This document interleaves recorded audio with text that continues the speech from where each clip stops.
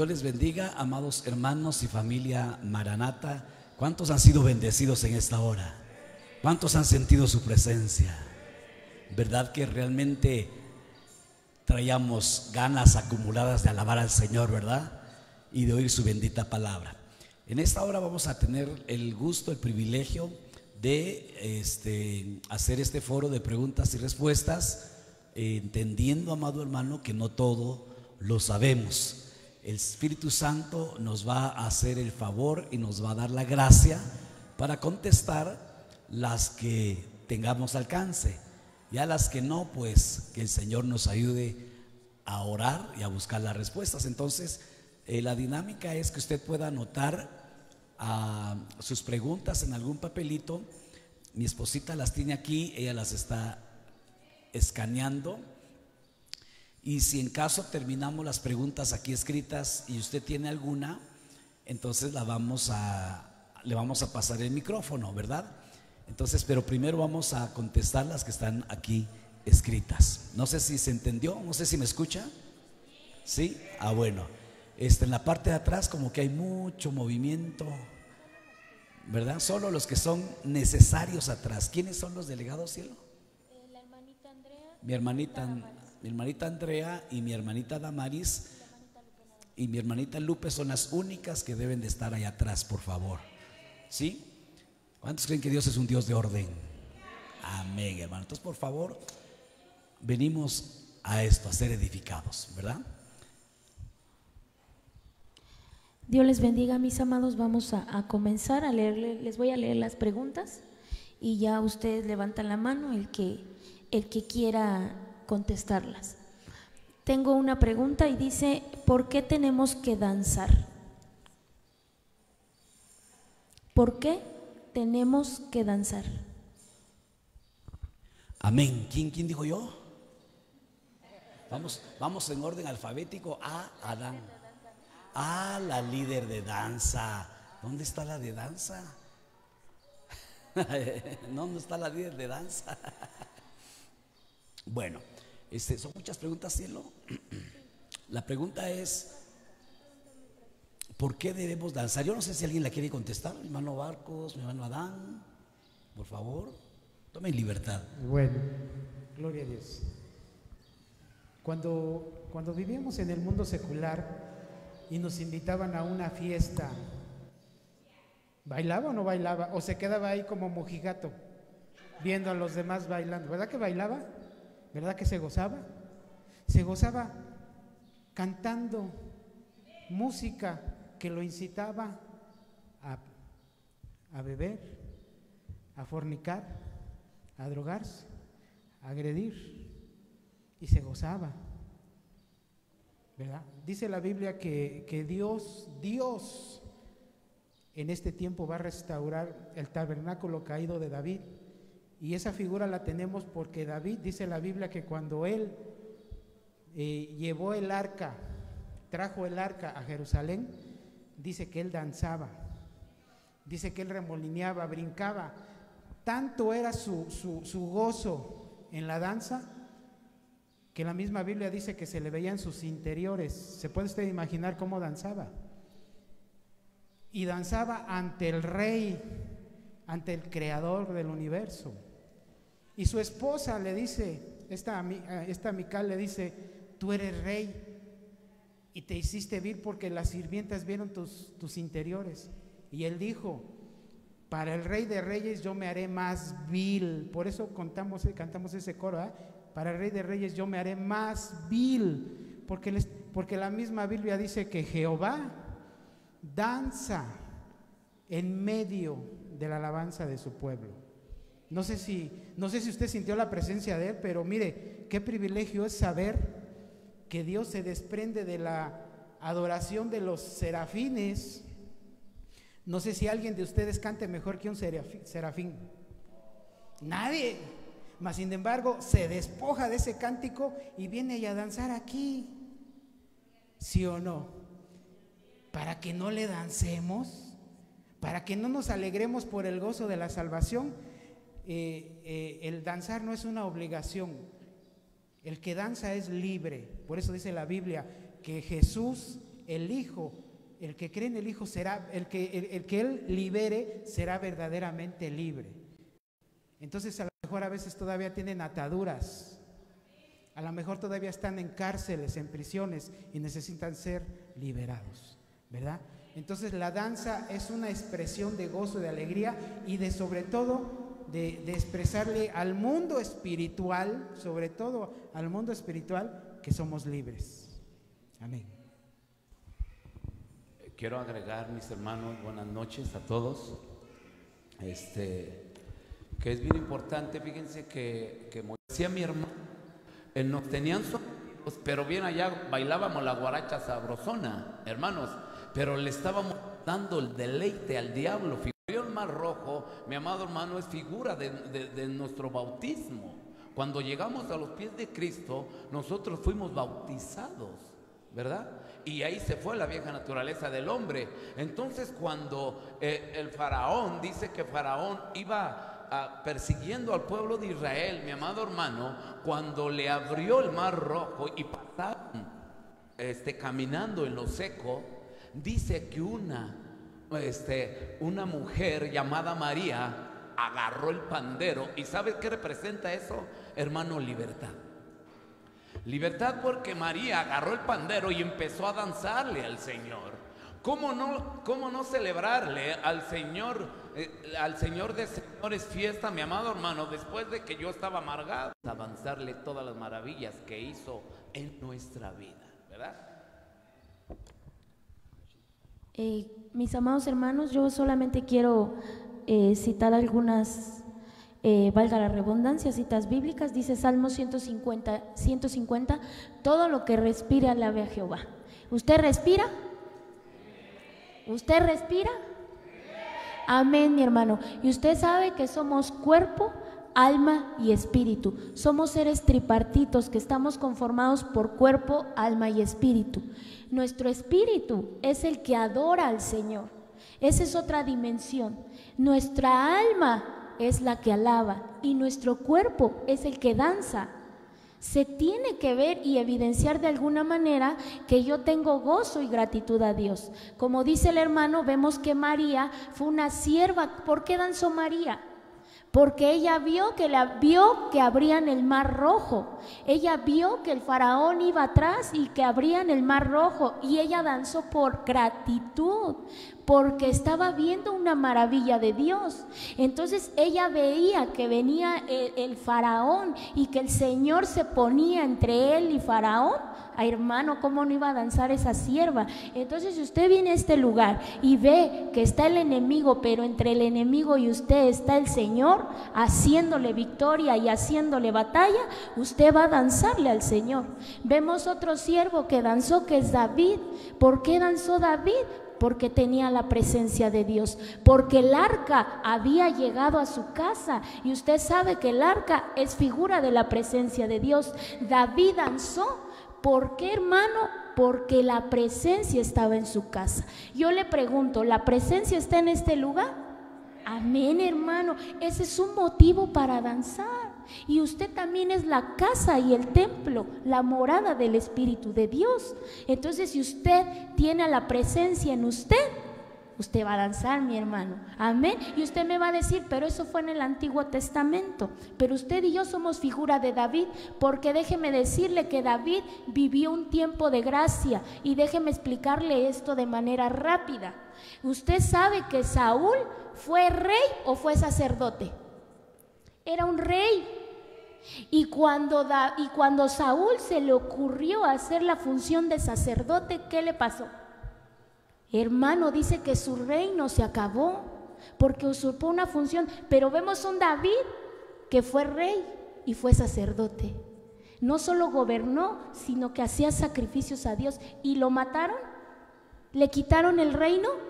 ¿Verdad que no, mi amado hermano? Porque David vivió un tiempo de gracia, la misma gracia que tú y yo estamos viviendo. Por eso tú y yo tenemos que hacer lo mismo que hizo David, porque tú y yo somos figura de David. Y por último, nada más te quiero leer, Cantares 6:13, dice: vuelve, vuelve, Sulamita, vuelve, vuelve, que te veamos. ¿Qué miráis en la Sulamita? Que danza como en los campamentos. Mira, hermano, está hablando de la esposa de Cristo. Usted sabe que está hablando de la esposa de Cristo. La esposa de Cristo es una mujer que danza. Amén. Amén. Yo solo quiero darle dos citas bíblicas.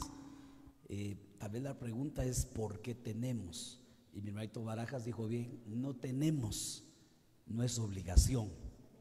Es como cuando usted iba a las fiestas y sacaba ahí a una jovencita, ella no tenía por qué ir a bailar, ¿verdad? Es si ella deseaba. Le quiero leer Sofonías 3:17, si lo quiere anotar y si lo quiere ir a checar en su Biblia. Alguien dirá, hermano, pero yo solo tengo Biblia católica. Mejor, porque le voy a leer una católica, que es la versión Jerusalén. Dice, aquí ellos le dicen Yahvé, las nuestras dicen Jehová, tu Dios está en medio de ti.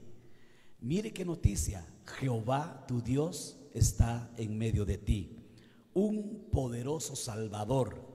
Él, el que está en medio de ti, exulta de gozo por ti, te renueva por su amor y danza por ti con gritos de júbilo. Señor está en este lugar y Él danza. Hermano, pero usted no está hablando del Antiguo Testamento. Bueno, le tengo una del Nuevo Testamento también para usted que es de los dos lados. Hechos capítulo 3 y verso número 8.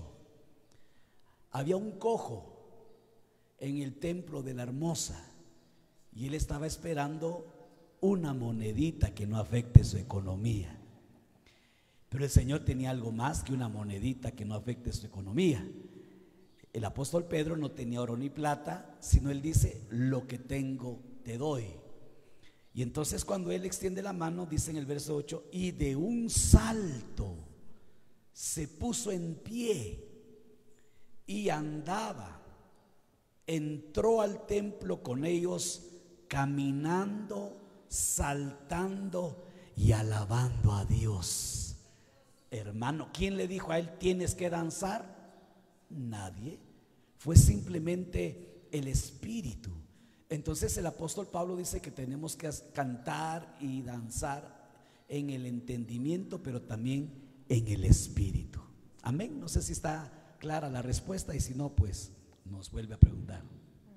Voy a leer otra. ¿Por qué todavía hay apóstoles si el último fue Juan? ¿Por qué todavía hay apóstoles si el último fue Juan?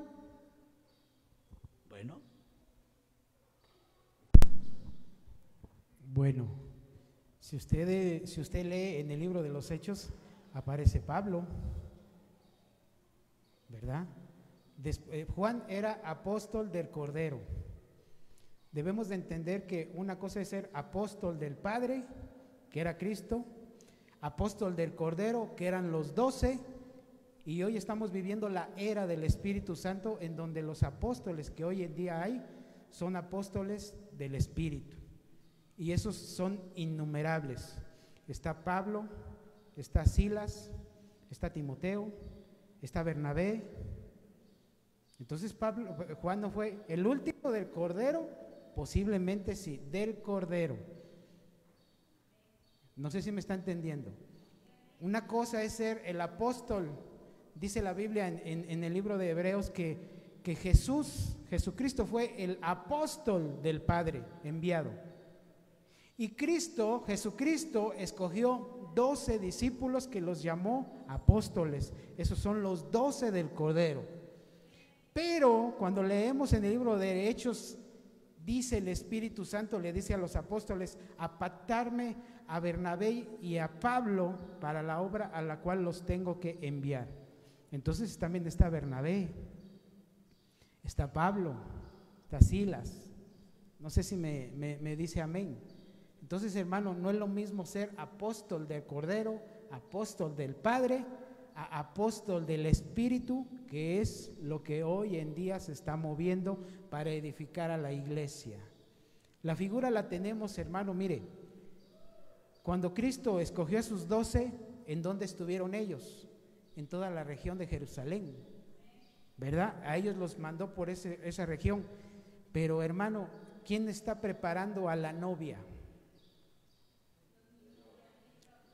Bueno, aparte de los ministros, ¿se acuerda que en Génesis 24 nos habla de que Abraham envió a su siervo Eliezer? Eliezer es figura del Espíritu Santo a la tierra a buscarle novia al hijo. Entonces el Espíritu Santo está preparando a la novia por medio de los apóstoles, por medio de los profetas, evangelistas, pastores y maestros. Amén. Entonces Juan no fue el último apóstol. Todavía hay hoy en día apóstoles. La figura la tenemos en la mano. Cuando usted en la Biblia ve que habla de una mano, habla de cinco ministerios. ¿Se acuerda que en el libro de Josué había un rey que le cortaba los pulgares a los cautivos? Ese Adonibesec. ¿Por qué cree usted que le cortaba el pulgar a los que él llevaba cautivos? Y dice que los ponía a comer migajas. ¿Cómo puede usted agarrar migajas con estos 4 dedos? Eso nos quiere decir que hay gente que está cortándole el pulgar, que representa al ministerio apostólico, la fuerza. Sin este dedo no tenemos fuerza suficiente. Entonces este dedo representa el ministerio apostólico.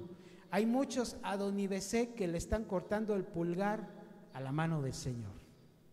Amén. ¿Se quiere hablar? Referente a lo apostólico, mis hermanos, recordemos que nosotros somos espíritu, ¿verdad?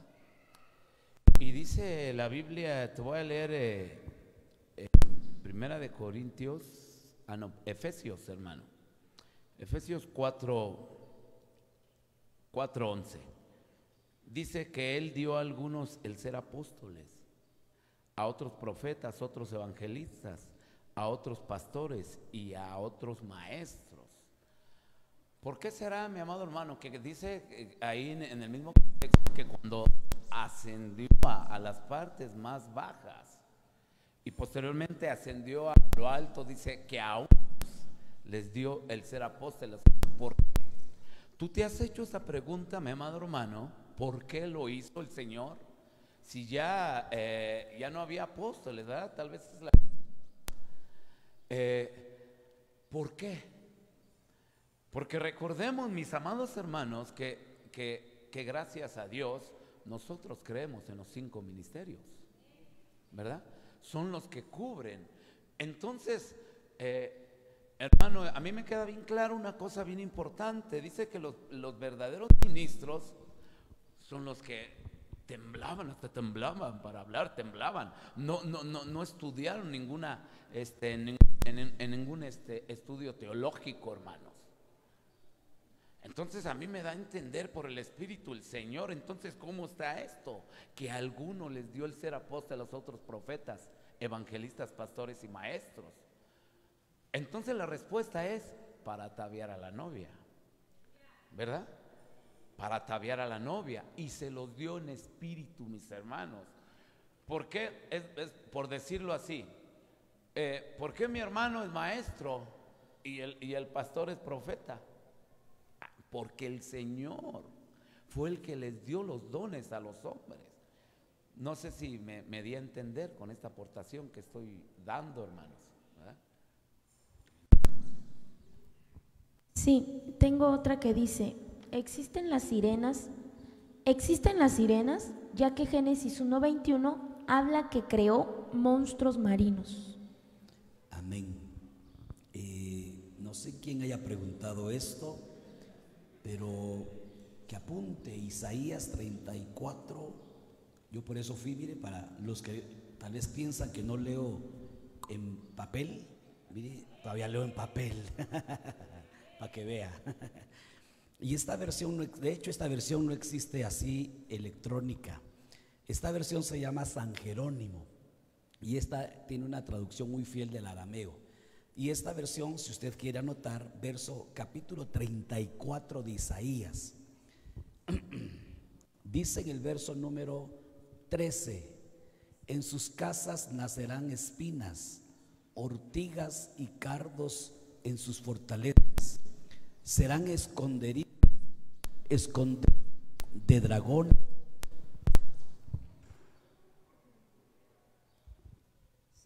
Serán escondrijo de dragones y pasto de avestruces. Oiga, verso 14. Se encontrarán los demonios con los onocentauros. Ahí de una vez le cuento que existieron los onocentauros. Aquí está escrito. Los sátiros gritarán el uno al otro. Oiga, allí se echó la lamia y halló reposo sobre sí. No sé si usted prestó atención, la lamia. Y aquí esta Biblia trae una anotación que dice, en el verso 14 dice que son parecidas a las sirenas. Entonces, si usted quiere saber si hubieron sirenas, la Biblia claramente dice que sí. Amén. Que dónde están, que me quiere llevar a verlas a Cancún, acepto. Vamos a buscarlas juntos. No sé.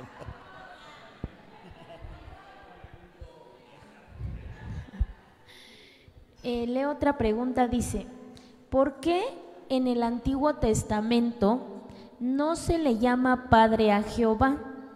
Y en el Nuevo Testamento sí se le llama Padre.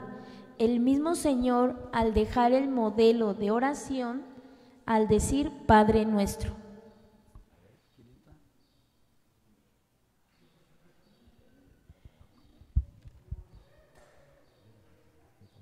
¿Me repite la pregunta, por favor? ¿Sí, en serio? Es que estaba leyendo yo aquí. Por favor. No, entonces es que la pregunta dice que por qué en el Antiguo Testamento no se le llamaba Padre al Señor, ¿verdad? Y en el Nuevo Testamento el Jesucristo vino a decir, e incluso, ¿verdad? En Mateo capítulo 6 dice que cuando oremos Padre nuestro. Fíjese que ese es no le digo que es un misterio, sino más bien le puedo decir que es un privilegio para nosotros, que a ninguno del Antiguo Testamento, es más, oiga, muchos ángeles y aún profetas dice que anhelaron ver las cosas que nosotros estamos viviendo hoy en día. Entonces yo le puedo decir, se lo puedo decir de esta manera, mire, ¿a usted le hubiera gustado haber nacido en el Antiguo Testamento?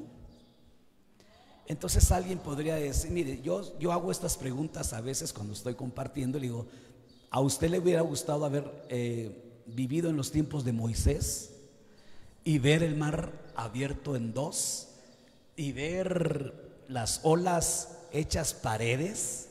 Entonces no había un vientre espiritual en donde la palabra pudiera en la función de semilla recibir ese germen y procrear hijos. En otras palabras, nos dice en Hebreos capítulo número 7, estamos en un mejor pacto, con mejores promesas, mejor sacerdocio. Hermano, nos tocó lo mejor de lo mejor. Amén, hermano. ¿Y eso quién lo definió? Eso no fue Dios. Porque Romanos capítulo 8, y si alguien me lo busca o usted lo quiere apuntar, si es que no me cree, Romanos capítulo 8, y yo creo que es el verso 28 o el verso 30, en donde dice que a los que antes conoció, a esos predestinó, y a los que predestinó, ¿qué dice? A esos justificó. ¿Verdad? Si se da cuenta, ahí hay, permítame un momento, gracias, me voy a llenar aquí de aparatos, pero bueno.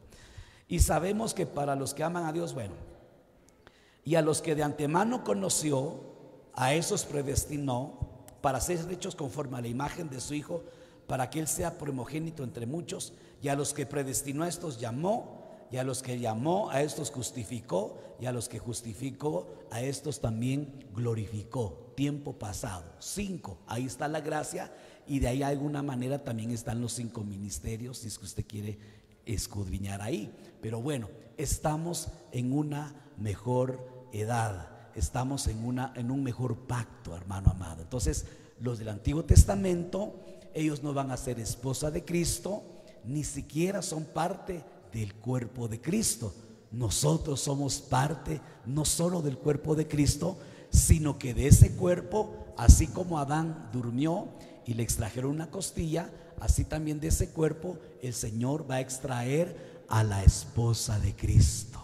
Mire, hermano, eso es glorioso, ¿verdad? No sé si se entendió, y si no, pues... Bueno, voy a una pequeña aportación. Fíjese que yo veo que Dios al pueblo de Israel sí lo considera hijo. Vea, mire, busque usted, apunte ahí Isaías capítulo número 1, verso número 2. Dice: oíd cielos y escucha tierra, porque el Señor habla. Hijos crié, no dice pueblo, dice hijos crié y los hice crecer, mas ellos se han rebelado contra mí. O sea que Dios sí se manifestó a ellos como padre, pero ellos no lo reconocieron como tal.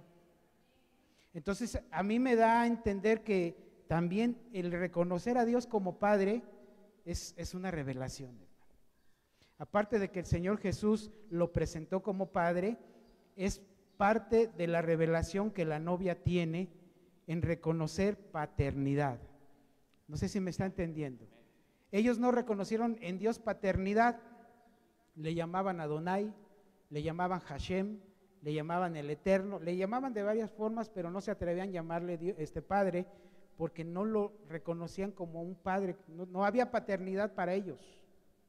No sé si me está entendiendo.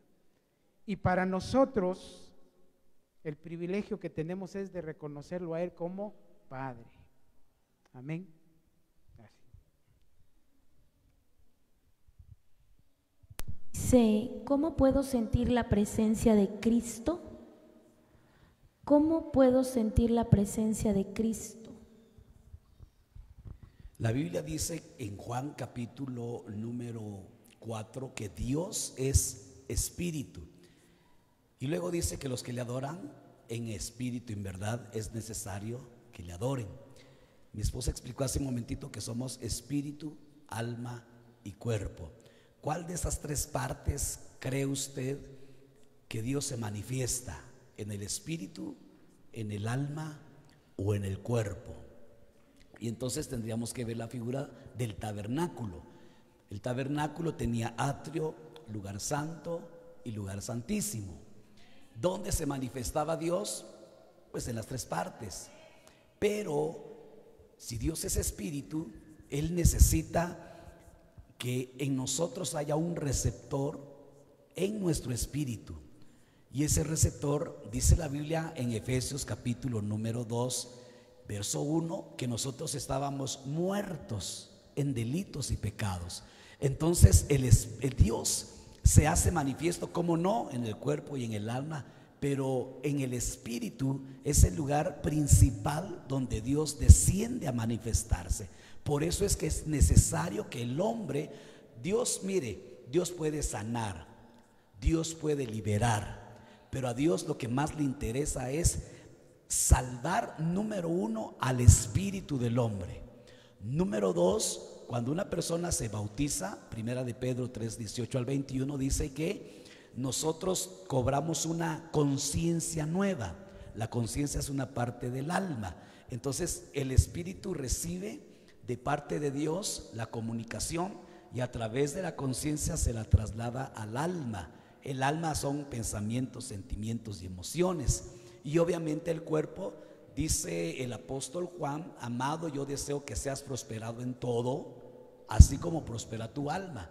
Entonces, de alguna manera, el cuerpo también es un reflejo del alma. Entonces, pero en ese orden, Dios primero se manifiesta en el espíritu del hombre, y a través del espíritu Él quiere tener contacto con el alma, sanándola, liberándola y concediéndole hasta los más pequeños de sus deleites del alma, ¿verdad? La siguiente, cielo, para avanzar, porque hay varias. Dice, ¿por qué es necesario el bautizo para la salvación? Porque la Biblia dice El que crea y se bautice será salvo. El complemento de la salvación es el bautizo. No sé si es, ahora sí que más claro ni en agua, ¿verdad? El que crea, dice, ir y hacer discípulos, el que crea y se bautice será salvo. Entonces, el bautismo es el complemento de la salvación. No sé si me está entendiendo. Amén. Ahora sí, más claro ni el agua, ¿verdad? Dice, ¿cómo le puedo pedir perdón a Dios? Dice la Biblia, mi amado hermano, que ninguno que llegue a mí yo le echo fuera. Un corazón contrito, humillado, jamás desprecia a nuestro Padre. Eso tenemos que tenerlo bien seguros, mis hermanos. Nosotros, hermano, dice también que nosotros somos pecadores, todos somos pecadores, y día con día pecamos, mis hermanos, porque dice que el que no reconoce que peca, al Señor lo hacemos mentiroso, ¿verdad? Entonces, cuando tú y yo pecamos, hermano, y llegamos con un real y un verdadero arrepentimiento a los pies de Cristo, ahí es donde nos manda el perdón y nos libera, ¿verdad? Tengo otra que dice, ¿por qué aún podemos hablar en lenguas? ¿Por qué aún podemos hablar en lenguas? ¿Por qué aún podemos hablar en lenguas? Fíjese que en el libro de Isaías, en el libro de Ezequiel, hay una versión que dice que en los postreros días Dios hablará por medio de lengua de tartamudo. Y entonces ahí el profeta empieza a hablar en lenguas.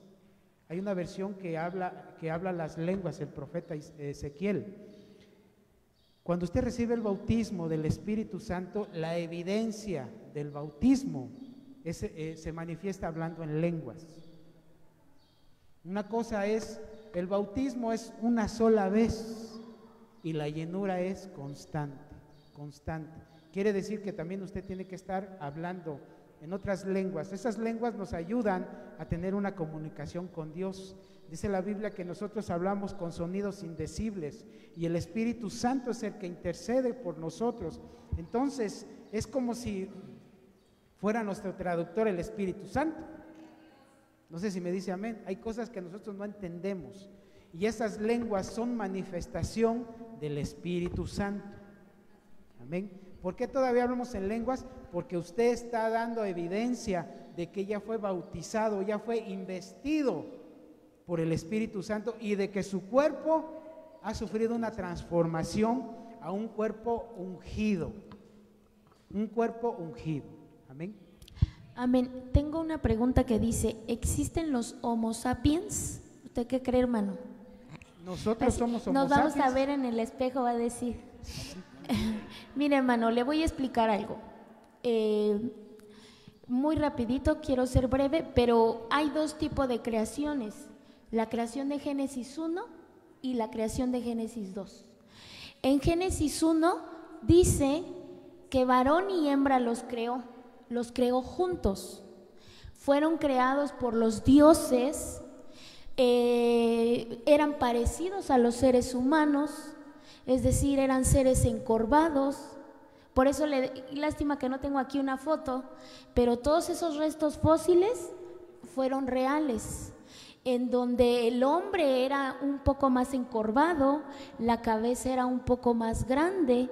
Esa es la creación de Génesis 1 y los crearon en parejas. Dice que varón y hembra los creó y los pusieron en la tierra para que se reproducieran. Y después tenemos la creación de Génesis 2, que dice que primero creó a Adán y después de la costilla de Adán formaron a Eva. Son dos creaciones diferentes, no sé si usted ya se había dado cuenta. Génesis 1 y Génesis 2. La creación de Génesis 2 no los pusieron en la tierra, los pusieron en el huerto para que lo cuidaran. ¿De quién cree que lo debían cuidar? Pues de la creación de Génesis 1, de los encorvados, de las cabezas que les digo que eran grandes, de esos que eran velludos, de ellos tenían que cuidar el huerto.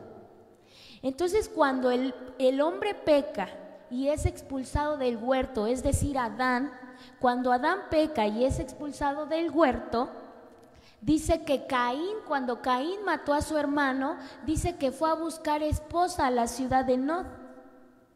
¿Usted con quién cree que se casó? Pues con una de esas. Entonces Caín se mezcló con la raza de Génesis 2 y de Génesis 1, y surge una mezcla. Después viene el diluvio y estas razas son destruidas. No sé si me di a entender. ¿Sí, mi amado hermano? ¿Sí me di a entender? El que hizo la pregunta, ¿le aclaré su duda o lo dejé igual? Dígame, hermano, si no, y yo sigo. Es lo que nosotros hemos llamado razas paralelas. Génesis 1 es una raza y Génesis 2 es la raza que usted y yo formamos hoy en día. Homo sapiens, la ciencia nos llama a nosotros seres humanos Homo sapiens, ¿sí o no?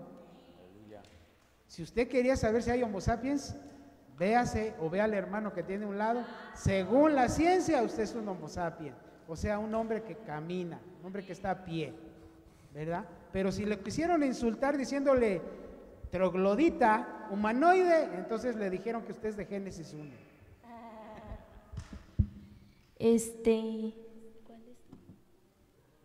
Dice, ¿qué hay después de la muerte? ¿Qué hay después de la muerte? Bueno, ¿qué dice la Biblia, verdad? Hebreos 9:27. Así como está decretado. De parte de Dios hay un decreto que los hombres mueran una sola vez. Hermano, ¿ustedes creen en la reencarnación? No, porque está decretado que los hombres mueran una sola vez y después de esto el juicio. O sea, que cuando usted y yo nos toque partir de esta tierra, porque nos va a tocar partir de esta tierra, si Cristo no viene pronto, usted y yo nos vamos a ir. Que ya está en el cielo, más bien ya está en un juicio. Ya descansó, quién sabe cómo le va a ir en ese juicio. Todos vamos a ir a un tribunal. Cuando usted y yo muramos, tenemos que ir a un tribunal. ¿Está listo para ir al tribunal? ¿Qué hay en un tribunal? ¿Cómo se sale de ese tribunal? Entonces, depende cómo salgamos de ese juicio, depende lo que sigue. No sé si me voy a entender hasta allí. De ese tribunal, bueno, obviamente se va a ver si estamos inscritos en el libro de la vida, y si sí, pues nos vamos a un lugar intermedio, y si no, nos vamos a otro lugar intermedio de todas maneras. ¿Qué viene después de ese lugar intermedio? La resurrección. Todos vamos a resucitar, pero no se me emocione todavía, porque hay 7 turnos de resurrección que se dividen en 2 partes: la primera resurrección y la segunda resurrección. Dice que son bienaventurados los que tienen parte en la primera resurrección. Los que van a participar en la primera resurrección son los que se llevaron a Jesús en su corazón de esta tierra. Por eso, si alguien no tiene a Jesús esta noche, debería de aprovechar de llevarse a Jesús en su corazón e irse con la seguridad de que si a usted le toca morir, ¿cómo no? Se va a ir a un tribunal de todas maneras. Pero si su nombre está en el libro de la vida, hermano, por lo menos no se va a ir al lago de fuego. Hermano, esa es una ganga, ¿verdad? Pero y si no están inscritos en el libro de la vida, van a formar parte de la segunda resurrección, que esa es hasta después. Ay, hermano, para eso falta un montón de tiempo, ¿verdad? Eso es hasta por allá en el tribunal del trono blanco. Y como se va a abrir de todas maneras el mismo libro, y dice que no se va a encontrar hallado ninguno ahí digno, porque ninguno es digno, hermano. El que nos hace digno es nuestro Señor Jesucristo. Él es el único digno. Entonces, cuando usted acepta a Jesús, usted ya es digno.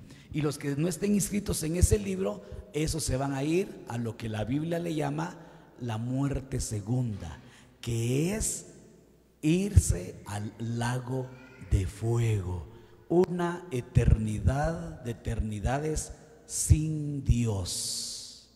Eso es a grandes rasgos lo que hay después de la muerte. Hay una pequeña aportación rápido. Sí, tío. El libro de Proverbios dice que cuando el hombre muere, el cuerpo va al sepulcro, el espíritu vuelve a Dios que lo dio, y el alma, ¿dónde cree usted que va el alma? Un lugar intermedio. Depende la estatura en la que murió, porque el cuerpo va al sepulcro, va a la tierra, vuelve al polvo que de donde salió, ¿verdad?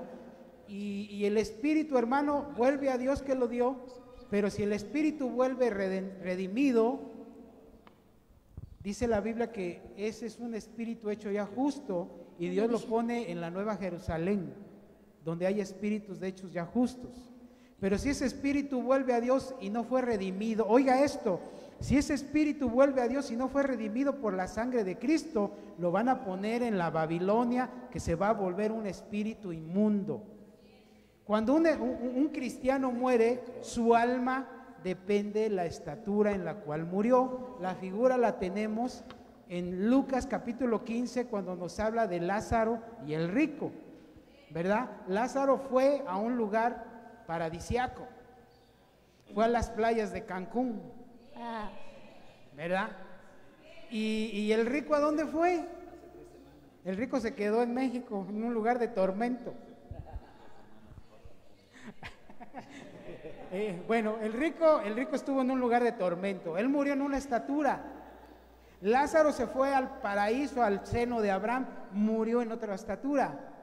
Pero le cuento que hay otra tercera estatura, en donde si usted se muere al 100, nos faltan 45 minutos, gloria a Dios. Si usted se muere al 100, lo van a poner en la tierra de los vivientes. Sí, 1 hora y media ya. Amén y amén. Dice, ¿qué es hacerse vil por la alabanza? Mis hermanos, fíjense que cuando el arca del pacto se fue de la presencia de David, y entendamos una cosa importante, hermano, que la presencia es una forma de expresar al Señor, de hacerse vil. Dice que el arca del pacto estaba en la casa de Obed-Edom, y ahí, hermano, mandó bendición. Con el simple hecho de que el arca del pacto, ¿qué representa el arca del pacto? La misma presencia de Dios, hermano, ¿verdad? Entonces, cuando la presencia de Dios estaba en la casa de Obed-Edom, dice que David, mi amado hermano, como que sintió un celo, ¿verdad? Que sintió un celo porque él quería esa presencia, hermano, él quería sentir esa presencia. Y cuando él, hermano, se mete a la presencia para ver de qué manera que se tenía que trasladar el arca, él se metió a la presencia y le pidió al Señor, hermano, de qué manera yo puedo trasladar el arca a mi vida para poderte gloriar, ¿verdad? Entonces, hermano, cuando el Señor le dijo de qué manera, David, mi amado hermano, trasladó el arca de Obed-Edom, la trasladó. Y dice que cuando, mi amado hermano, iban caminando, él iba remolineando. ¿Qué quiero decir con esto, hermano? Que cuando tú y yo tenemos la presencia de Dios y empieza la alabanza, es decir, hace ratito iba, yo ya me quiero apuntar para danzarle al Señor, hermano.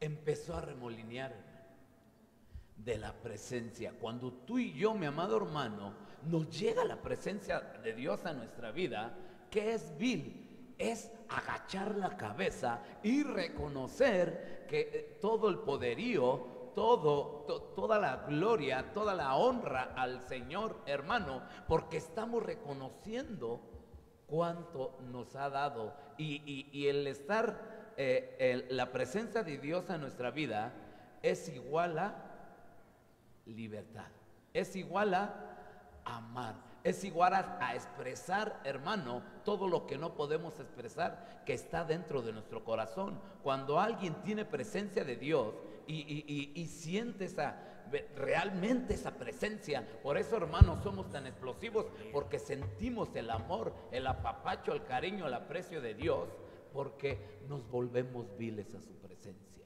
¿Sí me entendí, hermano? Vale, solo para ejemplificar, como ese canto que dice: voy a perder la compostura, ¿verdad? De verdad, pues David dice que se le vieron los interiores. ¿Qué haría David para que se le vieran los interiores? Pregunto, ¿de qué manera danzó David para que se le hayan visto sus interiores? Para que usted saque más o menos, las hermanitas de danza saquen una rutina a la manera de David.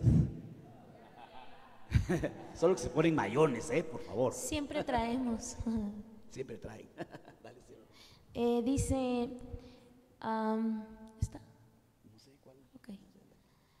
¿Por qué el libro de Enoc fue sacado de la Biblia y puede usarse para doctrina? Bueno, tal vez no es tanto que se haya sacado de la Biblia, más bien que yo sepa, no sé si alguna vez estuvo dentro de la Biblia, pero la pregunta es, ¿por qué si podemos sacar doctrina? ¿Por qué si no está en la Biblia sacamos doctrina? Bueno, yo no he sacado doctrina de allí, pero el apóstol Judas sí. ¿Verdad? El apóstol Judas, sí, oiga, él dice: porque algunos hombres han entrado encubiertamente, los que desde antes habían sido destinados para esta condenación, hombres impíos que convierten en libertinaje la gracia de nuestro Dios y niegan a Dios, el único soberano, y a nuestro Señor Jesucristo. O sea que el apóstol Judas está diciendo que algunos entraron encubiertamente negando a Jesús. Hoy en día hay muchos que niegan a Jesús. Y luego en el verso, creo que es el 14, dice: de estos también profetizó Enoc, séptimo desde Adán, diciendo: he aquí, vino el Señor con sus santas decenas de millares. Entonces el apóstol Judas, él sí sacó doctrina del libro de Enoc. ¿Cómo la ve? Dice, ¿para qué levantamos las manos?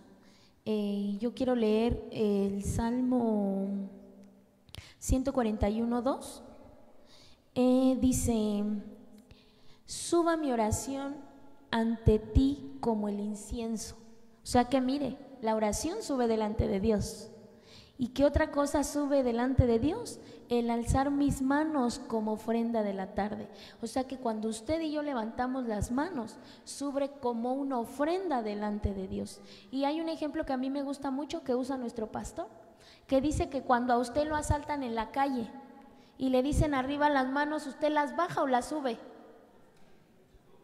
Las sube en señal de ¿qué? De rendición. Entonces cuando usted y yo levantamos las manos es una señal de rendición, es una señal de decir: Señor, aquí estoy, Señor, aquí estoy para ti, Señor, me rindo ante ti, Señor, haz lo que tengas que hacer. Es por ello que nosotros levantamos las manos. También quiero leer, ya se me acabaron, es cierto, aquí hay más. Si quiere mi tito, se la voy a leer para que no lo agarre en curva. ¿Por qué será que Dios, aunque sabía lo que haría Lucifer, le creó? ¿Por qué lo creó si Dios sabía que iba a fallar? Dios no creó a Lucifer. Dios creó un querube, no creó a Satanás. Él decidió. Amén. Él decidió ser enemigo de Dios. No sé si me entiende. Cuando Dios creó al querube, dice la Biblia que Él lo creó modelo de perfección. De hecho, hermano, Lucifer, muchas veces nosotros como doctrina hemos enseñado que Ezequiel 28 nos habla de un ser caído, que muchos dicen que es Satanás, Y Isaías 14 nos habla también de otro ser caído, que también dicen que es Satanás. No es el mismo. Lucero de la mañana no es Lucifer. Lucero de la mañana es un ángel caído que tenía una autoridad. Y el querube que Dios creó no tiene nombre. Nomás dice, tú querube, protector de alas extendidas. Dios no creó a Satanás. Dios creó un querube. Él decidió ser enemigo de Dios. Y Dios lo convirtió en su enemigo. Bueno, Satanás significa adversario. No sé si me dice a mí. ¿Por qué lo permitió Dios? Porque mire, la palabra libre albedrío no existe en la Biblia, para que usted lo sepa. No existe en la Biblia libre albedrío. Dios nos dio a todos la potestad de decidir si lo seguimos o no lo seguimos. Él mismo lo dice, pongo delante de ti camino recto y el camino de perdición. Y luego nos dice, escoge el camino recto para que vivas, ¿verdad? Entonces Dios nos da la capacidad a nosotros de decidir si le seguimos o lo rechazamos. Cuando usted viene aquí y no conoce al Señor y le predican a Cristo, usted tiene la capacidad de decidir si lo acepta o no lo acepta. Amén. Dice, ¿por qué solo Dios se manifiesta en la adoración si es omnipresente y omnipotente? Bueno, no es que solo se manifieste en la adoración, más bien, ciertamente Dios es omnipresente. Eso significa, dice el Salmo 139, ¿a dónde huiré de tu presencia? Si subo al monte más alto, ahí estás tú. Es más, dice, aún en el Seol tu luz me guiará. Entonces Dios ciertamente está en todas partes, pero no en todas partes Él se manifiesta. De hecho, mire, dice, no sé si alguien me consigue el versículo, que donde está el Espíritu de Dios, ahí hay libertad. ¿Usted qué entiende por eso? Regularmente ocupamos ese versículo cuando queremos empezar la alabanza, decimos, donde está el Espíritu de Dios, allí hay libertad. Pero, ¿y dónde no está el Espíritu de Dios? Él está en todas partes y allá afuera no hay libertad. Usted va en la combi, ahí va el Espíritu Santo y hay libertad. Usted no se anima a danzar y a hablar en lenguas ahí en la combi, llegando a Indios Verdes, en el metro a la hora pico. ¿Por qué no se pone a danzar ahí, a hablar en lenguas, profetizar? A ver qué tal le va. ¿Y no está el Espíritu Santo ahí o sí está? Sí está ahí, pero es necesario poner al Espíritu Santo como Señor para que haya libertad en ese lugar. Entonces el Señor se puede manifestar en todas partes. El problema está que usted y yo no le damos el señorío al Espíritu de Dios en ese lugar. No sé si me va a entender. Bueno, voy a mi trabajo. Bueno, jefe, bueno, conserje, vamos a orar y vamos a poner este trabajo en las manos del Señor. Si usted tiene esa libertad, el Espíritu Santo se va a manifestar allí, ¿verdad? Pero si ahí está un guadalupano, si ahí está un adorador de la Santa Muerte, allá hay un testigo de Jehová y le dicen amén todos, lo más seguro es que ahí va a terminar un movimiento ecuménico. ¿Verdad? Bueno, la que sigue, ¿hicieron? Esta está un poquito larga, voy a darle lectura. A ver, en el libro de Job, que es el libro con más antigüedad de toda la Biblia, 2000 antes de Cristo, se puede ver que Job no era de descendencia judía o hebrea. Vivía en Uz, al este del río Jordán. Dice de Job que era hombre perfecto, recto y temeroso de Dios y apartado del mal, pero no dice varón de fe. Inclusive en el texto de los héroes de la fe no aparece. No tenía cobertura, ya que el Señor lo cercaba. El mismo Satán lo dijo en Job 1:10: ¿no le has tú cercado a él y a su casa y a todo lo que tiene? ¿El enemigo atacó su falta de fe o su miedo? Esa es la pregunta. ¿El enemigo atacó su falta de fe o su miedo? Ya que en el versículo 3, 25, 26, Reina Valera, dice: el miedo que presentía me ha sobrevenido, lo que me daba terror me ha acontecido. No tengo tranquilidad, no tengo quietud, no tengo sosiego, más bien me viene la desesperación. Recordar que el Señor retiró su cerco al permitir que Satanás lo tocara. ¿Sí? Entonces, la pregunta es que si fue falta de fe o miedo. Pues le voy a decir que es lo mismo. Fe, ¿qué es la fe? Usted me va a decir Hebreos 11:1, que la fe es la certeza de lo que no se ve, la convicción de lo que se espera. Y el miedo también. Solo que uno es para con Dios y el otro es para el reino de las tinieblas. Entonces hay gente que, mire, va a pasar una escalera. No sé qué pasa cuando uno pasa una escalera. ¿Ah? Bueno, según la primera de Eric, mala suerte. Que se le atravesó un gato negro. Pobre de Eric. Tiene un gatito negro y se le atraviesa siempre. Que viernes 13 no sé qué, ¿verdad? Las supersticiones. Y entonces hay gente que le tiene miedo a esas fechas. Le tiene miedo a casarse. Incluso hay gente que le tiene miedo a casarse, que le tiene miedo a sin fin de cosas. ¿Y por qué le pasa justamente eso? Lo que dice Job, ¿verdad? Lo que dice mi hermanito: lo que temía, eso me vino. Entonces el miedo es fe a lo negativo. En tanto la fe, ¿verdad?, es creer a lo positivo. Entonces usted tiene la convicción: es que mi esposo me va a fallar. ¿Y qué cree que pasa? Lo que temía le vino. Pero usted cree: no, mi esposo es fiel y lo ato a uno, bueno, no a uno, lo ato a los 4 cuernos del altar. Su esposo va a estar ahí, hermano. Amén. Gloria amén, a Dios. amén.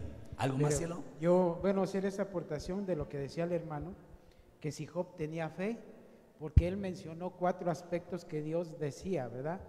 Que era justo, recto, temeroso de Dios, y el otro, ¿cuál era? Apartado del mal. Y él pregunta que si Job no tenía fe. Pero cuando leemos al final, Job, que dice: antes de oídas te conocí, mas ahora mis ojos te ven. Y Romanos, ¿qué dice? Que la fe viene por el oír. Entonces Job sí tenía fe, porque él había escuchado de Jehová, y esa fe que él tuvo accionó para que él fuera justo, fuera temeroso, fuera apartado del mal. No sé si me entendió.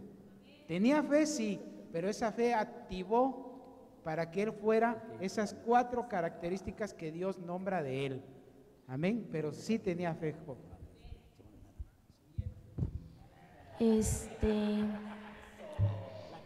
Dice: ¿por qué debemos declarar?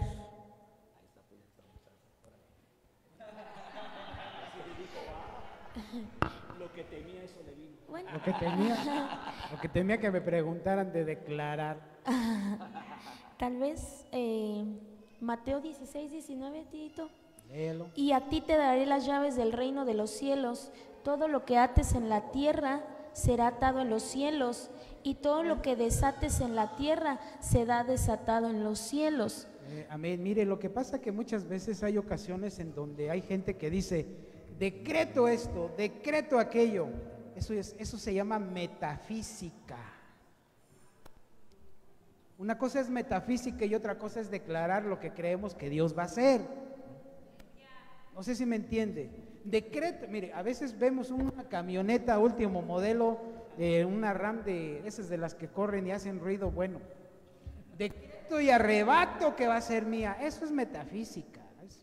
Dios no hace las cosas así. Si usted dice, yo declaro, mire, y es más, lo voy a decir, yo declaro que mi hijo va a estar aquí alabando y adorando a Dios, y mi fe va a hacer que Dios actúe en favor de él. No sé si me está entendiendo.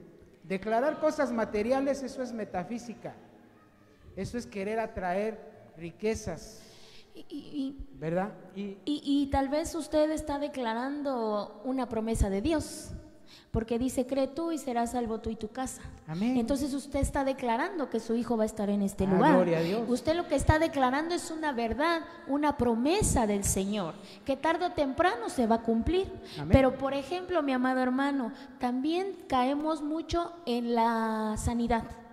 Yo declaro sanidad, hermano, y al otro día se petatea el... Así nos ha pasado, hermano, es que sí, tenemos que tener cuidado, hermano, porque no podemos estar, si no es movido por el Espíritu Santo, hermano, no. Lo que tenemos que más bien orar y declarar es que se cumpla el propósito por el cual Dios ha permitido tal enfermedad. Porque si yo lo declaro sano, nos pasó aquí, hermano, si yo lo declaro sano, y a lo mejor la familia no está tan allegada a Dios y ve que Dios no lo sanó, ¿usted qué cree que va a pasar? La familia se va a alejar, porque va a decir, Dios es un Dios mentiroso. Y Dios no es que sea un Dios mentiroso, simplemente es que Dios nunca dijo eso, pero usted sí lo dijo. Entonces, y el hermano se pelea con Dios y no con usted, y con el que se debe de pelear es con usted por andar diciendo cosas que no sé si me explico, ¿verdad? Por eso hay que tener mucho cuidado a la hora de orar por alguien, que no sea una emoción, que no sea un sentimiento de que, ay, pobrecito, dice el Señor que ore por él, y a lo mejor no es cierto. Y sí es cierto, como dice, aquí nos pasó 2 hermanos que le declaramos a un hermano, ya no está. ¿Y qué pasó? Entonces la declaración que hicimos, ¿qué? Es que verdaderamente no fuimos guiados por el Espíritu para orar por él. Como dice la hermanita Nancy, debemos de pedirle a Dios que se cumpla el propósito que tiene para él. Amén. Amén. Y la última pregunta, ¿por qué Dios permite lo malo? Bueno, vamos a ver Romanos capítulo 9 y verso número 20. Esto tiene que ver un poco con preexistencia. Usted y yo, si no manejamos este concepto y no lo explicamos bien, puede traer confusión. ¿Qué es la preexistencia? Es que nosotros existimos antes de haber venido a esta tierra, pero como espíritus. Entonces todos nosotros, dice Juan capítulo 6 del verso 45 en adelante, que todos fuimos discipulados en la escuela del Padre. Usted, su espíritu, ya un día estuvo en el discipulado del Padre. ¿Se acuerda o no se acuerda? El examen lo venimos a hacer a la tierra. Dijo Jesucristo, todo el que oyó y aprendió de mi Padre, viene a mí. Todo aquel que está con Jesucristo es evidencia de que oyó y aprendió del Padre. Entonces hubieron vasos en la preexistencia que aceptaron la gracia de Dios. Hay vasos o espíritus, que rechazaron la gracia de Dios, y hay espíritus que ni rechazaron ni aceptaron la gracia de Dios. Entonces todos esos espíritus que fallamos en la preexistencia, venimos a esta tierra. Unos los ponen en vasos de barro, vasos de honra, otros en vasos de deshonra, y a otros en vasos optativos. Aquí le tengo la base de Romanos 9:20. Mas antes, oh hombre, ¿quién eres tú para que alterques con Dios? Dirá el vaso de barro al que lo formó, ¿por qué me has hecho así? Verso 21, ¿o no tiene potestad el alfarero sobre el barro para hacer de la misma masa un vaso para honra y otro para deshonra? ¿Y qué? Si Dios, queriendo mostrar su ira y hacer notorio su poder, soportó con mucha paciencia los vasos de ira preparados para la destrucción. Entonces, alguien tuvo que hacer la función que vino a hacer Judas. No sé si me doy a entender. ¿Qué haría Judas para haber traicionado a Jesús allá en la preexistencia? Ahora, usted y yo, ¿qué habríamos hecho para estar aquí encerrados todo un día hoy alabando el nombre del Rey de la Gloria? Algo tuvimos que haber hecho en la preexistencia, hermano. Por algo está usted aquí en esta hora. Entonces, ¿por qué preguntar por qué Dios permite lo malo? ¿Por qué no preguntar y por qué Dios permite tanta misericordia y tanta bondad? Bueno, todo lo determinamos prácticamente nosotros mismos con nuestras decisiones allá en la preexistencia como espíritus. A ver, mi hermano. Le voy a dar ese mismo pasaje que nos dio el pastor, Romanos 9:22, en la versión lenguaje actual. Mire lo que dice: ¿para qué Dios permite la maldad? Algo parecido ha hecho Dios, ha querido dar un ejemplo de castigo para que todo el mundo conozca su poder. Por eso tuvo mucha paciencia con los que merecían ser castigados y destruidos. Entonces, ¿por qué Dios permite la maldad? Para que nosotros conozcamos su poder y su misericordia. No sé si entendió y dice amén. Amén, gloria a Dios. ¿Qué más? Vamos a terminar, ya no hay ninguna pregunta. No sé si alguien tenga alguna y no se escribió y por ahí hay un micrófono. Hable ahora o calle para siempre, porque el próximo foro va a ser en la próxima pandemia. No es cierto. Ay, Dios mío, su sobrina. A mí no, ¿eh? Gracias. Bueno, no es como que tan personal, pero cuando me la preguntaron yo me quedé así. Me dijeron que cómo sabía, para empezar, que quién había escrito la Biblia y que cómo sabía que realmente esos hombres habían sido inspirados por Dios y no solamente pues es un libro más que pues ha sobrevalorado la humanidad. Amén. Gracias. Yo le voy a decir, a mí le voy a contar una experiencia que yo tuve, híjoles, pues casi llegando aquí a este lugar. Me encontré con la hija de una hermana que ya ve que uno cuando empieza a evangelizar y quién lo agarra, ¿verdad? Yo estaba ahí con toda la emoción y que le está hablando de Nicodemo, que Juan capítulo 3 y verso 3, que Nicodemo y que no sé qué, así como ustedes, ¿verdad? Y ahí va con todo el evangelio, tirando la palabra, y me paró en seco. Y me dice: ¿y usted por qué cree? ¿Usted lo vio?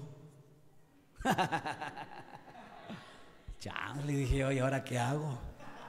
Yo dije: ¿ahora quién podrá defenderme? Y entonces yo le dije: mira, todos creemos en algo. El que cree en la Santa Muerte, cree en la Santa Muerte. El que es ateo, cree que Dios no existe, pero a fuerzas tiene que mencionar a Dios. Todos creemos en algo.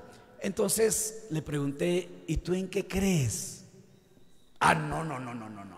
Hermano, no le hubiera hecho la pregunta. El Big Bang. Y ella ya estaba emocionada con el Big Bang. ¿Y qué cree que le dijo su pastor? ¿Y tú lo viste? Jaque mates. Pero mi hermano le va a dar la mejor respuesta. Esta es la respuesta alegre. Ahí viene la seria.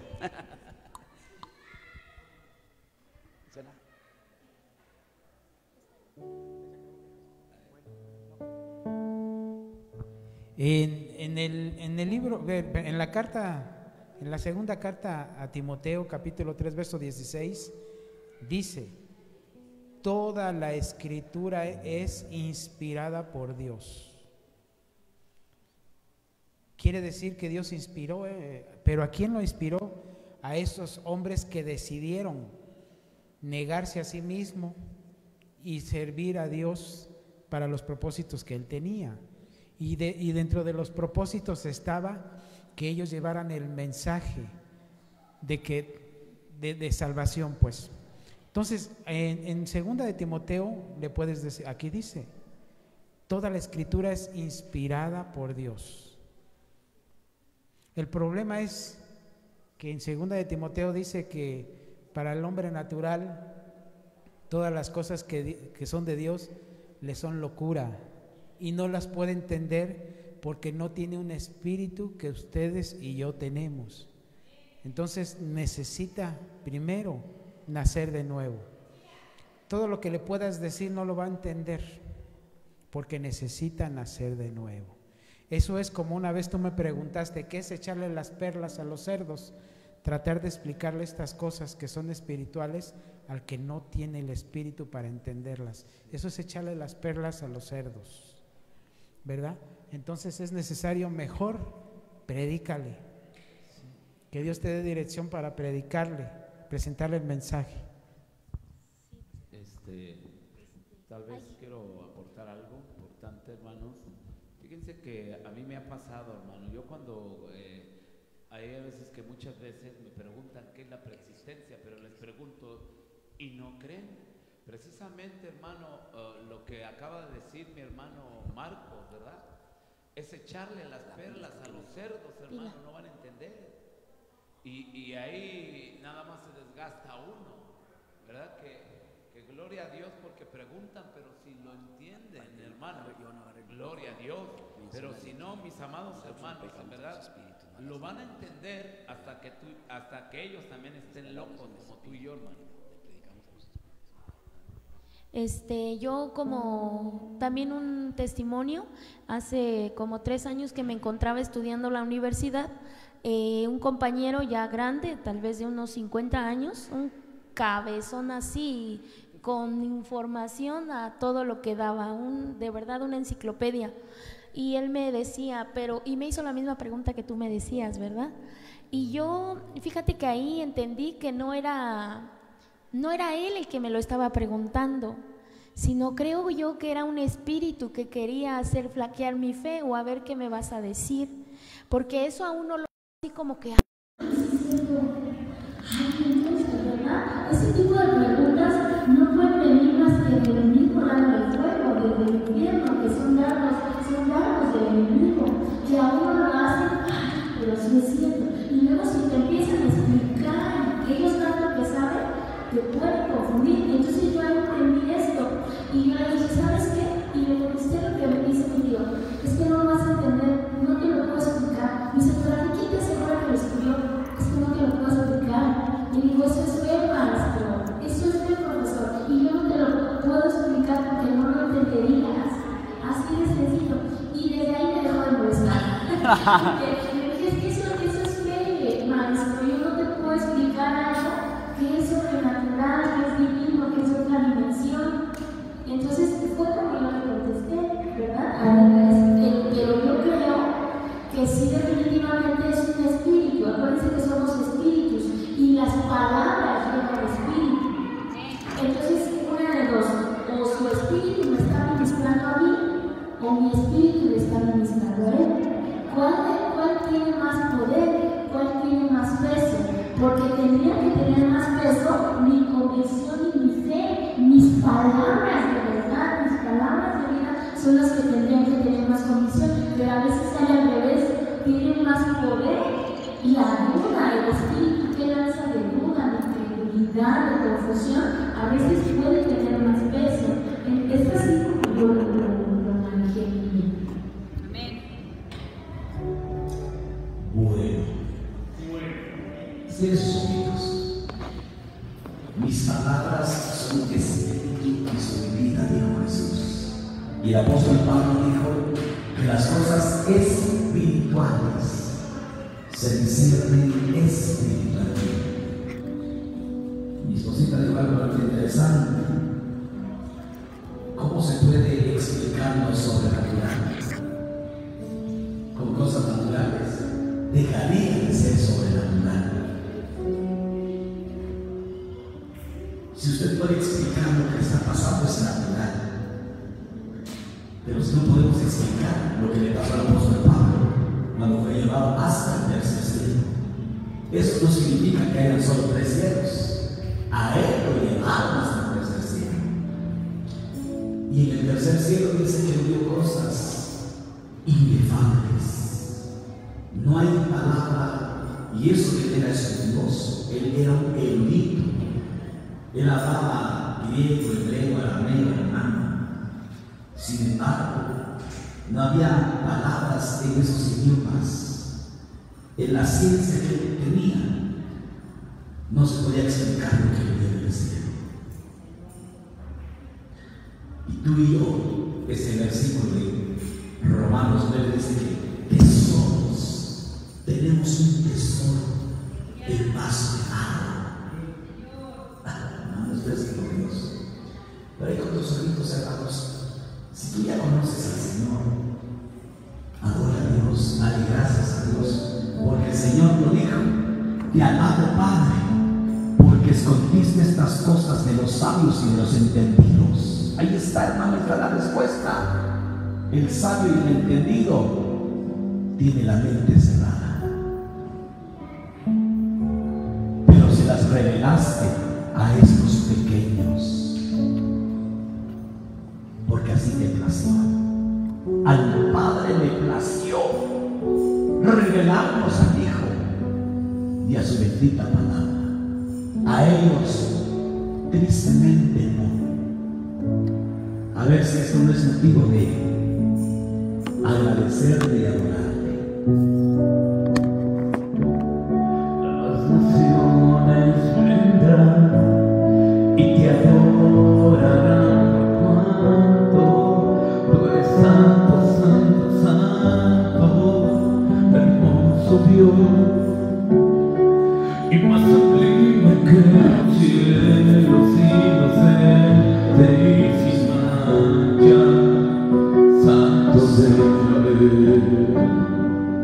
Santo, eres el Señor, eres el Señor, eres el Señor, el Todopoderoso, eres el Señor, eres el Señor, eres el Señor, el Todopoderoso.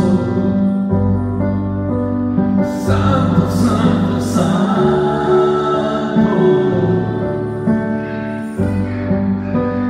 Santo, santo, santo.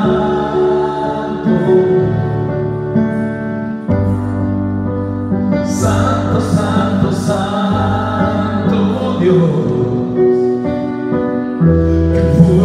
¿Quién es y quién vendrá? Dile santo. Santo, santo, santo. Tres veces santo. Santo, santo, santo. Santo, santo, santo Dios. ¿Quién es y quién vendrá?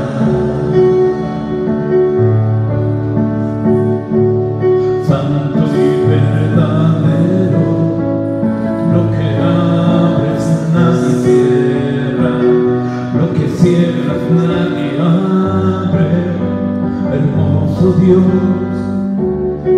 Y por los siglos se han mostrado multitud de santos, pues eres Señor.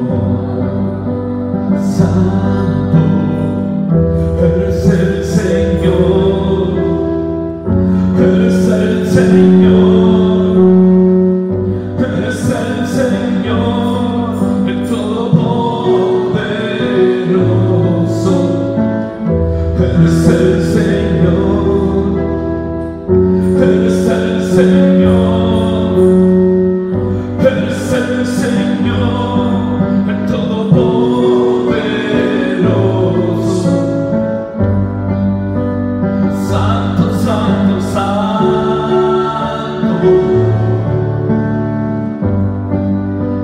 Santo, santo, santo.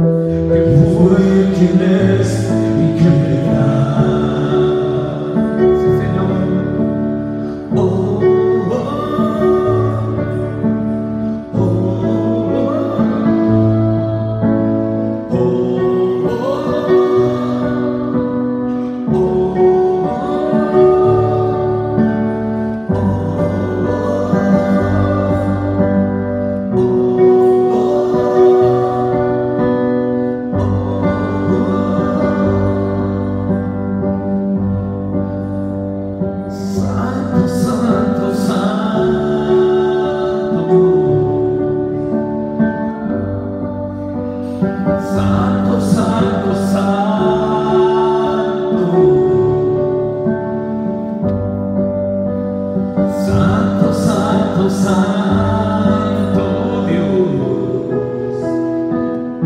¿quién fue, quién es y quién vendrá? ¿Quién fue, quién es y quién vendrá? ¿Quién fue, quién es y quién vendrá? Señor, te damos gracias. Dale gracias al Señor si Él ya se reveló a tu vida. Muchas preguntas, pero dice la Biblia: en aquel día ya nada me preguntaréis. Gracias te damos, Señor, por este tiempo de preguntas. Anhelamos, Señor, haber servido en algo y bendecimos los alimentos